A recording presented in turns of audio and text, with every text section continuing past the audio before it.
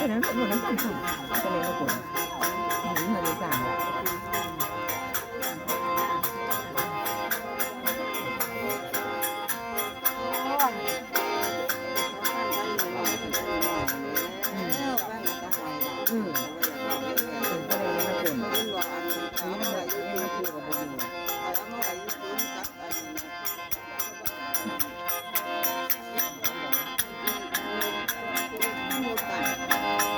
งานใครมือนี่อันนี้แม่เจ้าดีใช่ดูก็หลานเด้อเขาว่าคอยไปหอทองแต่ยิ่งได้ยินเสียงไห้อยู่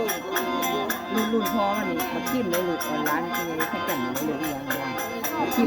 มตะกี้เลยหน่อยนั้นเขาเนี่ยของบ่อนเลยเขาไปนั่งให้อันม้วนก็นั่งจับไอ้จับแบบจับรุ่นเดียวกันมันมองอีนุกคือนึงยืนกับยืนจับประตูยืนห้องหันหน้าไปน้องเหนียวรักเกิดข้างๆเนาะลมก็ได้กระเพาะมัน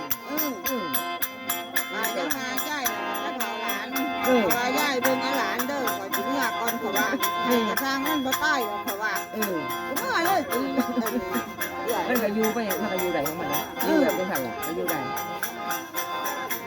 เดี๋ยวว่ากับนั่งนั้นไม่เขาได้ก็หลาขอยังทักเด้อแบบนี้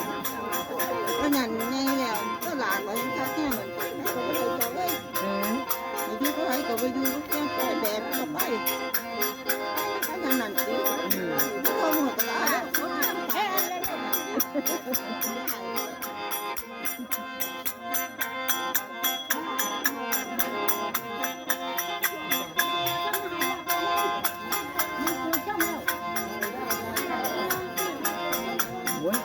ไม่อยากอย่างที่ไรอย่างอื่นอยู่จะหายา